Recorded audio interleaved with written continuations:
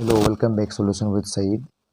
This is the second marathon class for West Bengal Board of Secondary Education 2022 by Solution with Saeed. आज जो है हम लोग marathon के 2022 के बच्चों के लिए दूसरा क्लास लेके आए। आज भी शॉर्ट क्वेश्चन टाइप का हम लोग क्लास करेंगे। इसके बाद वाला जो क्लास आने वाला है वो बहुत ही इंपॉर्टेंट है। इसके बाद जो हम लोग सोल्व करेंगे वो होगा आपका मेंसुरेशन डे। आज भी हम लोग सेकेंड जो है क्लास लेंगे वो भी शॉर्ट क्वेश्चन के तौर पर। तो आज का पहला सवाल देखते हैं हम लोग। पहला सवाल है कि if the sum of roots of the equation, यानी इस इक्वेशन का ax का plus 12x plus 5 equal to 0 is 3, the product of the roots will be. तो बोला कि इस इक्वेशन का रूट्स क्या होगा। अगर इस इक्वेशन का रूट्स का सम अगर 3 है तो इस इक्वेशन का रूट्स का प्रोडक्ट क्या होगा। ऑप्शन नीचे दिया हुआ है। तो फर्स्ट ऑफ ऑल हम समझेंगे कि जो ये इक्वेशन दिया हुआ है, तो ये एक नंबर का जो पहला है एमसीक्यू में आपका दिया हुआ equation ax² minus 12x plus 5 equal to 0। Okay, इसको हम कंपेयर करते हैं क्वाड्रेटिक इक्वेशन से। जो ये क्वाड्रेटिक इक्वेशन है वो होता है ax plus bx plus c equal to 0। Here आपके a की जगह कौन है, a की जगह a ही है। b की जगह आपका क्या है, b की जगह आपका है -12, और यहाँ c की जगह कांस्टेंट की जगह कौन है, c के कांस्टेंट की जगह आपका है 5। यहाँ बोला गया है क्वेश्चन में कि if the sum of the root of the equation, इस इक्वेशन का जो सम है रूट्स का, जो इस इक्वेशन के रूट्स का जो सम है वो 3 है। और आपको बोला जा रहा है कि बताइए प्रोडक्ट ऑफ द रूट्स क्या होगा।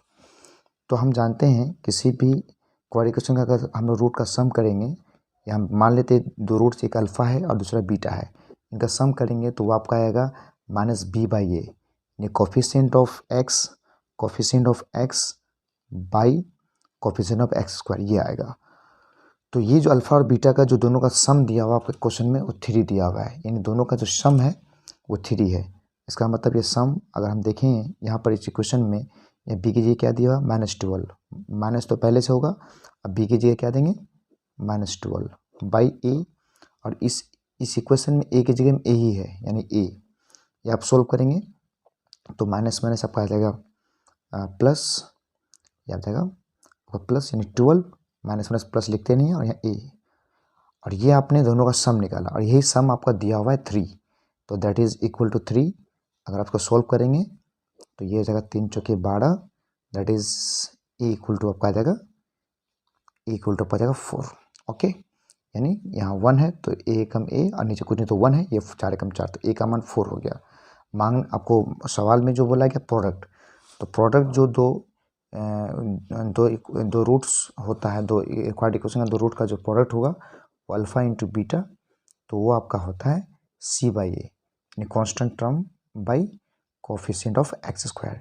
तो यहाँ पर आपका c की जगह कौन है, आप यहाँ का c की जगह आपका यहाँ पर c की जगह 5 है, c की जगह 5 हो गया, और आप a का मान निकाल चुके हैं यानी 4, तो 5/4।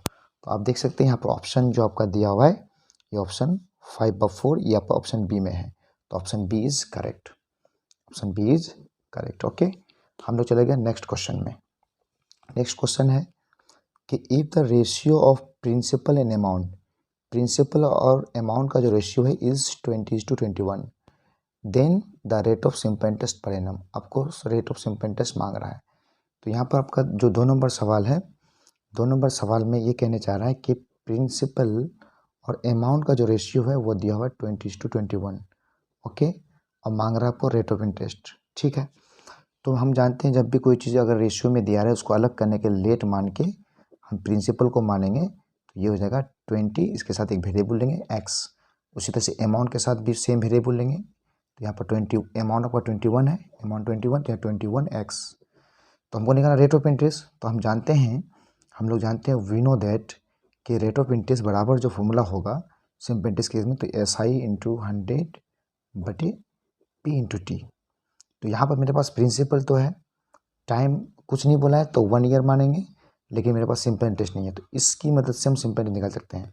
तो चूँकि हम लोग जानते हैं चूँकि सिंपल इंटरेस्ट बराबर होगा आपका अमाउंट माइनस प्रिंसिपल, तो अमाउंट आपका यहाँ कितना है 21x माइनस प्रिंसिपल आपका 20x, दैट इज सॉल्व करने से आपका क्या बचेगा, 21 में 20 किया तो सिर्फ x। तो आप यहाँ पुट कीजिए, एंड वेरी इजीली हम लोग इसको सोल्व कर पाएंगे। तो सिंपल इंटरेस्ट एक्स हो गया इंटू 100, प्रिंसिपल आपका हो गया कितना दिया हुआ है, प्रिंसिपल आपका 20x और टाइम 1 मानेंगे तो x कैंसिल और ये 20×5 100, निकल के आया मेरा 5%। तो दूसरा क्वेश्चन का जो जवाब है वो ऑप्शन ये है, ऑप्शन ए 5%। ओके, अब आगे बढ़ते हैं। तीसरा क्वेश्चन है eight what rate of simple interest, ये भी सिंपल इंटरेस्ट का चैप्टर का है। बोला कि at what rate of simple interest per annum the ratio principal and interest after 20 years is 1:1। बोले कि कितना रेट ऑफ इंटरेस्ट पर किसी रुपया का प्रिंसिपल इंटरेस्ट का जो 20 साल के बाद जो रेशियो होगा 1:1 है, तो आपको रेट ऑफ इंटरेस्ट निकालना है। तो वेरी इजी, यहाँ बोला गया है तीसरा क्वेश्चन में कि रेट ऑफ इंटरेस्ट आपका क्या होगा। ओके, और आपका जो प्रिंसिपल और सिंपल इंटरेस्ट का जो रेशियो है वो आपका दिया 1:1 और टाइम कितना, टाइम आपका दिया 20 ईयर्स। इसको सोल्व करना है, वो रेट ऑफ इंटरेस्ट निकालना है।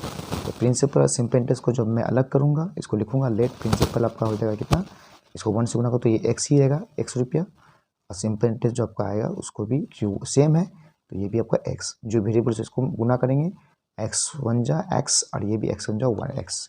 प्रिंसिपल जितना है उतना पर सिंपल इंटरेस्ट है, निकालना रेट ऑफ इंटरेस्ट तो हमको पता है, तो हम लोग लिखेंगे वी नो दैट, और आपका रेट ऑफ इंटरेस्ट बराबर हो जाएगा SI इंटू 100/P/T। और SI की जगह हम क्या देंगे, वो x, ये 100, प्रिंसिपल की जगह क्या देंगे x, और टाइम आपका 20 years.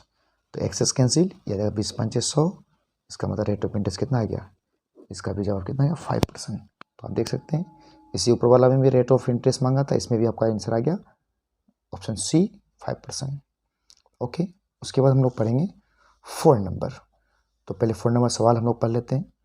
The centre of 2 concentric circle is O, बोले 2 कंसेंट्रिक सर्किल का जो सेंटर है O है। A straight line intersect a circle at the point A and B and other circle at the point C and D। अब बोला कि if AC बराबर 5 centimetre then the length of BD, तो BD का length मांग रहा है। तो जो सवाल बोला गया, सवाल में बोला गया कि 2 कंसेंट्रिक सर्किल है। कंसेंट्रिक सर्किल उसे कहते हैं कि 2 ज़्यादा circle which has a common centre, ऐसे सर्कल जिसके सेंटर क्या कॉमन हो। तो मान लेता हूँ कि मैं ये 2 सर्कल है, उनके जो सेंटर है वो कॉमन है, कंसेंट्रिक सर्किल O।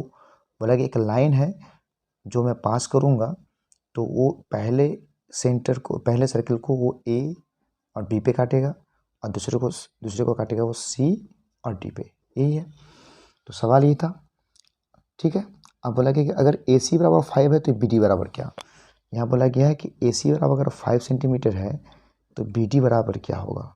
तो ऑब्वियसली आप देख सकते हैं अगर कंसेंट्रिक सर्किल है, यहाँ से जो रेडियस होगा इस सर्किल का ये बराबर होगा, और जो यहाँ से यहाँ होगा, यहाँ से अगर C पे अप्लाई किया आते हैं तो वो आपको BD पे होगा।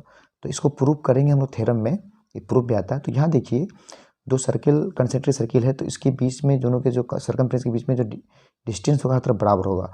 तो अगर आपका AC इतना टू, अगर आपका ये जो AC में रेड पेन का यूज़ करना चाहूँगा, रेड पेन और है नहीं शायद, तो ये आपका यहाँ अगर 5 है तो ऑब्वियसली ये भी कितना होगा, ये BD भी 5 होगा। तो कुछ देखने की जरूरत नहीं है, यहाँ BD इक्वल टू क्या आ जाएगा, ए भी आ जाएगा 5 सेंटीमीटर।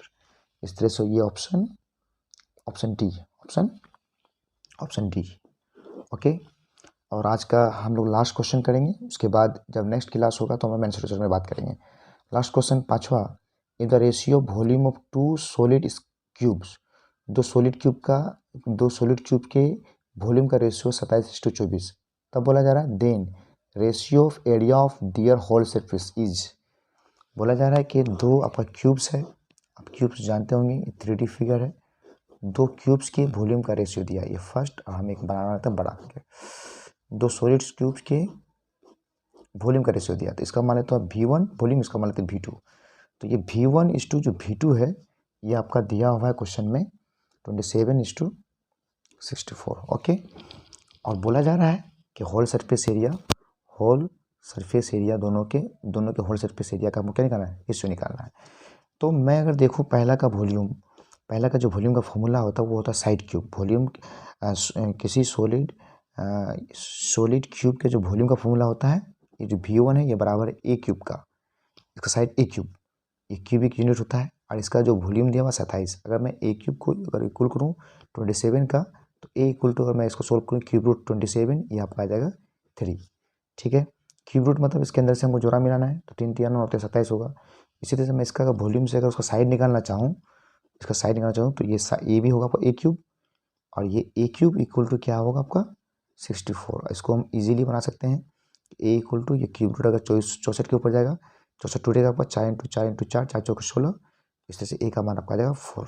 ओके, तो मेरे पास यहाँ पर इस पहले वाले के लिए आ गया 3 यूनिट, और दूसरे वाले के लिए आ गया 4 यूनिट। ओके, अब निकालना हमको क्या है, हमको बोला गया ratio of their whole surface area, या बोला गया ratio of their whole surface area, area of their whole surface area is, क्या रेशियो आएगा।